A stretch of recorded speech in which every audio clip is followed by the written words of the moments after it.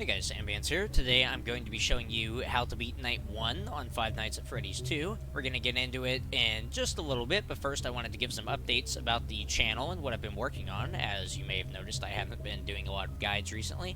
I've just been taking a little bit of a break, decided to get back into it today. I was just on a podcast, actually, the NX Cast. It's a podcast that we started with a bunch of gaming YouTubers. We're basically talking about just gaming in general. We talked about some Nintendo stuff, and then I got to talk with another really awesome YouTuber about some stuff about FNaF Security Breach, just like speculation and stuff like that. So if you guys are interested in FNaF or gaming in general, I'd highly recommend checking it out. I don't know when the video itself is going to hit, but I'm going to leave a link to the channel down in the description. So make sure you go check that out if you're interested in gaming and you like listening to people's voices, as I am going to be a regular on that. The 420 mode guide is still going to happen, but first we're going to do some FNAF 2 guides on the easier nights, since the 420 mode guide is going to take a while, and I don't want to leave you guys for another week without any content. So let's go ahead and get into it. Alright, here we go. So let's talk about how FNAF 2 works real quick while we still have time.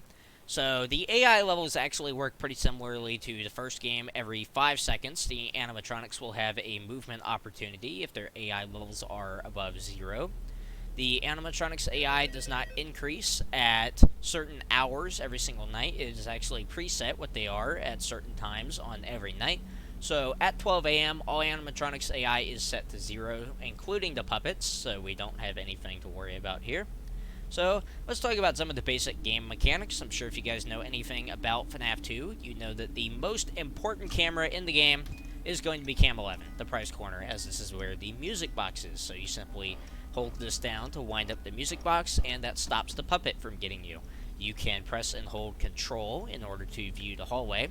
You guys may already notice, but it's actually not very effective to just hold Control and look down the hallway. Instead, you want to spam Control very quickly while turning from side to side, like this.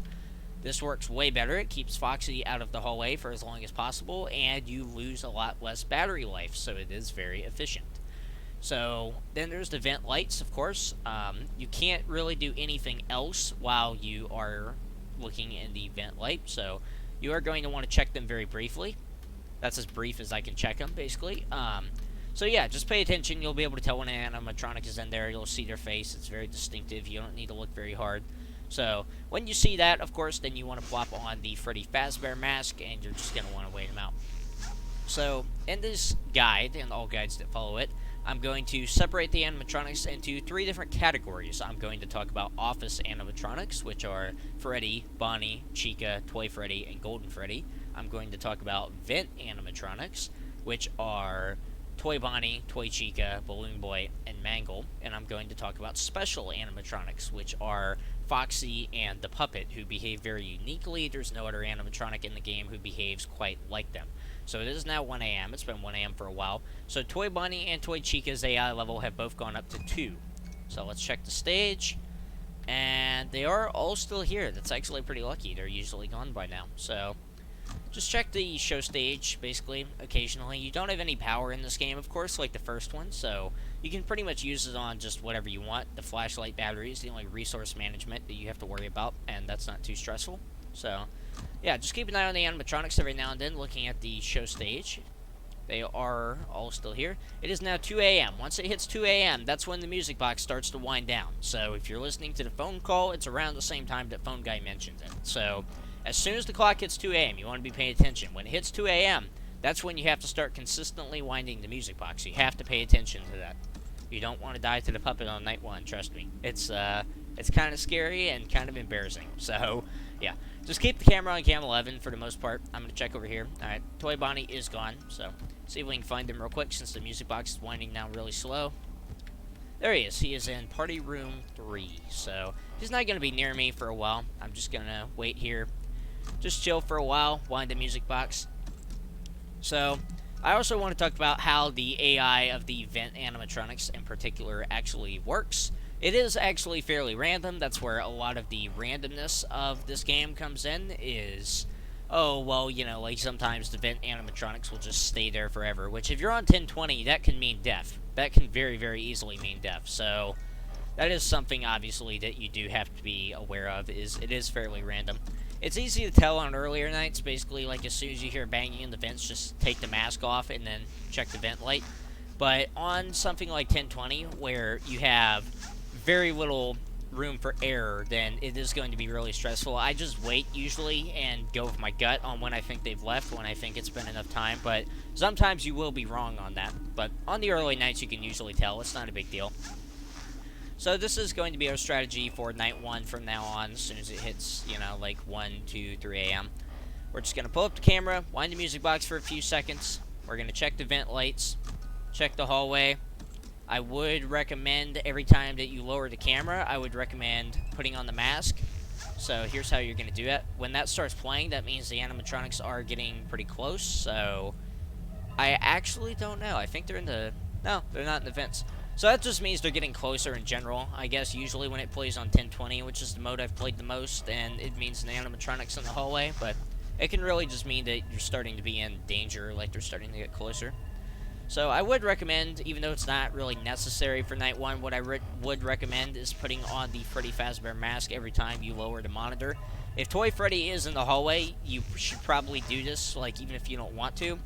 But I would recommend doing it anyway if you intend to play this game all the way through. It teaches really good habits. You don't want to get into bad habits early. So basically what you're going to do is you're going to pull the monitor up, and then you actually don't have to hit that button in order to pull the monitor down. You can hit over here where the mask is. So you're going to move your mouse down there twice. Like, look how I do this loop right here. You're going to do that, but a little faster. Alright, so wind the music box, and then I'm going to go... See? Like that. That's exactly what you want to be doing, is close the camera this way every single time.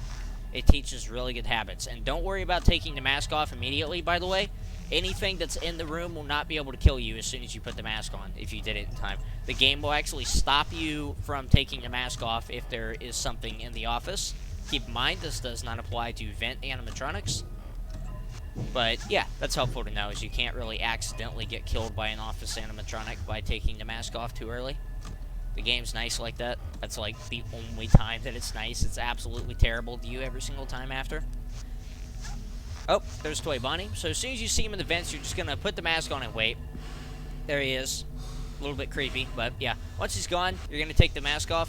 What I would recommend doing, I didn't do there for some reason, but what I would recommend doing is just, whenever an animatronic's in the office, and Toy Bonnie's unique as a vent animatronic because he does actually enter the office and essentially become an office animatronic in a way.